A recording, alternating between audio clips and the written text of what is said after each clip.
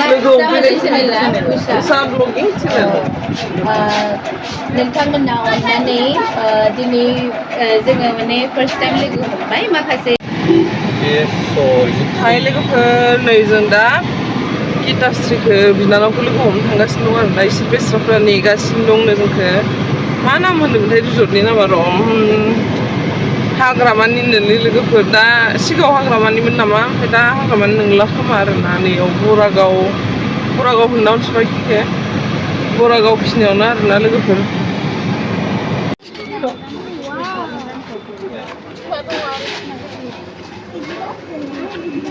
नै बिथिं आब' सामाना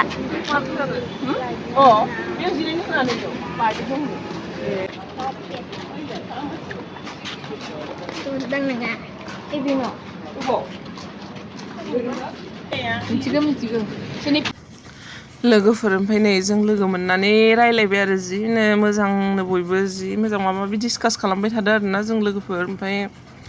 इसे दावराव जादोंमोन नालाय आं लोगोफोर भइस डाबिं होनानै होबाय आरोना ओमफ्राय जि बिदिनो रायलायबाय थाबाय जों माबा माबि इसे ओमफ्राय बांद्राय क्लियार फैयाखै आरोना साउन्डआबो भइस डाबिं एसे होनानै होबाय आरोना लोगोफोर ओमफ्राय दा जों कफिबो लोंखांबाय माबा माबि जादो बिदिनो ओमफ्राय लाइटआबो जि खोमसिसि माबाफोर सोंदों बुमिया आं सोंनो रोङालै लाबाय दे बुंदो चेनेलनिबो एसे साबसक्राइब खालामनानै होदो लोगो उषा ब्लगिं चेनेल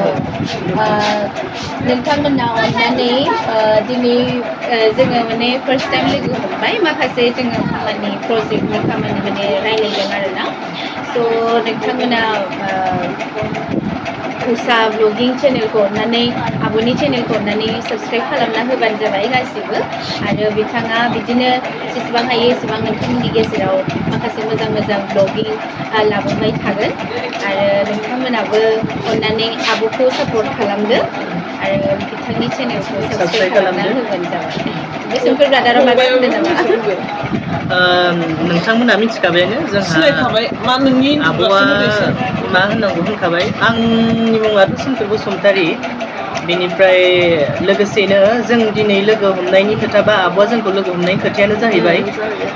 माने मिउजिक भिडिअ बानायनायनि बा मेथाइनि सोमोन्दै जोंहा आब'आ जोंखौ लोगो हमदों माने बिदि एसे रायज्लायदों आरो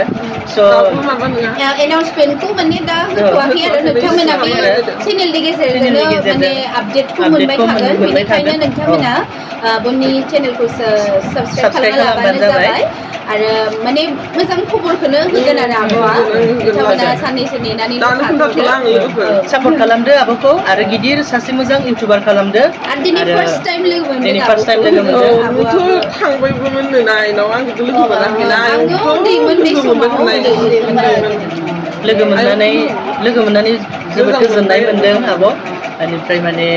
आसा खालामदों माने फिउचारावहायबो लोगो मोनबाय थागोन ओरैजाय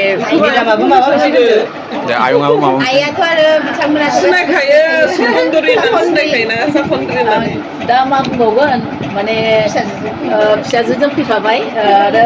फिसाजोआनो बुंखाबाय आरो सोमखोर बसुमतारियाबो बुंखाबाय जेरै जोंहा दा उषाया जिहेथु माने चेनेल गोदान माने मिउजिक भिडिअ खालामनो नागिरदों बेखायनो थारमाने जिमान हायो माने नोंथांमोना साबस्क्राइब खालामबानो जाबाय आरो बिथाङा थारमाने ओरैबायदि इन्टारेस्टेड आरो ब्लग होबाय थायो जोंबो नुबाय थायो बिराद गोसो आरो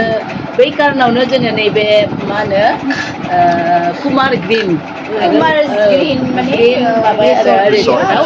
माने जोङो लोगो हमलायलायनानै एसे रायलायनाय बा सावरायलायनाय जाबाय माने उषाया ओरैबायदि इन्टारेस्टेड मानसि गतिके गोसो दङ आरो गोसो गुदुं आरो मिउजिक भिडिअखौ खालामथारनांगौ आरो जोंबो दङ जोंबो हाजासे जोंबो हेफाजाब होगोन जेसेबां हायो नोंथांनि चेनेलखौ सापर्ट खालामदों आरो बेखिनिखौनो गावजों गाव जोङो बिदिनो सापर्ट खालामलायनांगोन अनलायनांगोन आरो माने जोंल' माबाबाय थाब्ला बोरै जानो जोंथ' माने बुरि बुलायबाय ना खालामै दासिमबो खालामबायानो थायो आइया बुरियाखै दे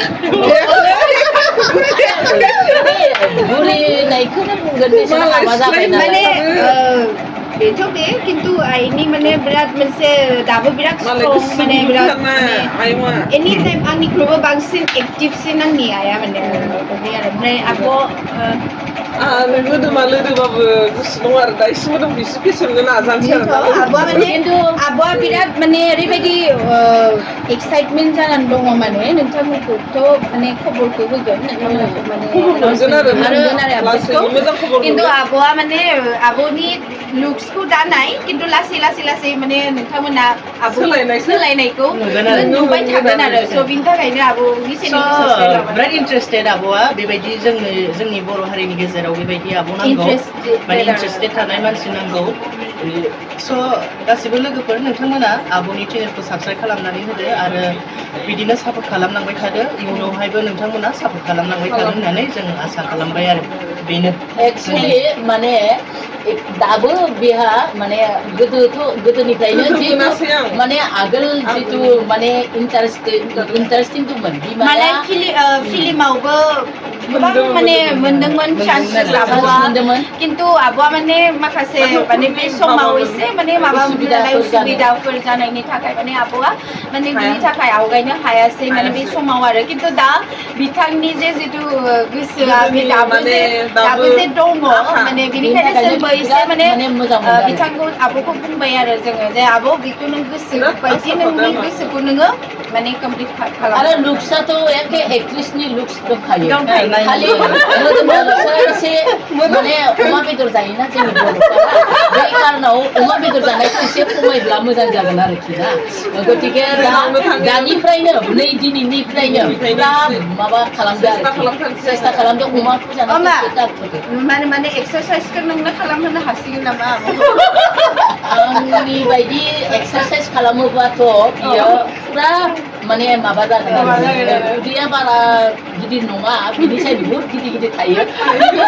माने जिखिनि दङ बेयो खमायलांखागोन खालि अमाखौ खम जा आरो माबा माबि जानायफोरखौ एसे खमायबानो जागोन एसे खमायनांगोन आरो आं आर'नाइबो लाबोदों मानो नांलायनाय जाखो आइनो होबाल' जायो दे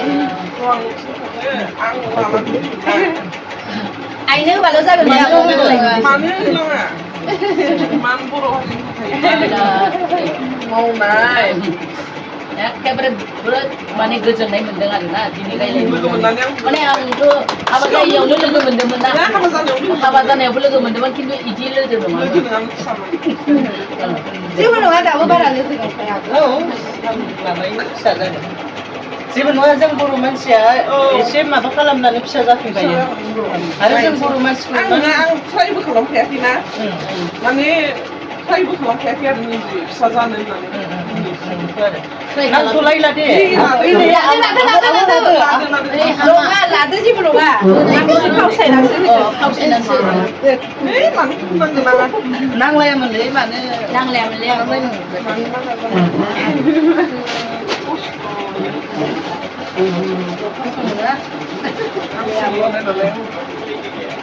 Thank you so much. जोंहा फंबायनिसिमबो माने गोबां माने हाजासे माने गोजोननाय थाबाय बेबायदि सानाखैमोन गोसोआव माने बिदि रेसपन्सिबिलिटि मोनगोन होननानै रेसपेक्टखौ मोनगोन होननानै माने एसे इमसन जालायलायो आरो बिदिबा माने गोसो खुसिनि इमसन बुंस'नो हाया माने ओरैबायदि मोजां मोननानै रेसपेक्ट खालामनायनि थाखाय गोजोननाय थाबाय थेंक इउ आब' समाज आब' गासैबो अननानै नोंथांमोना आब'नि चेनेलखौ साबस्क्राइब खालामबानो जाबाय आरो सापर्ट खालामबानो जाबाय आब'आ आपडेटखौ होबाय थागोन नोंथांमोननो बिराद मोजां माने खबर लाबोगासिनो आब'आ नोंथांमोननि थाखाय स' बाय बाय Thank you so much. आब'आ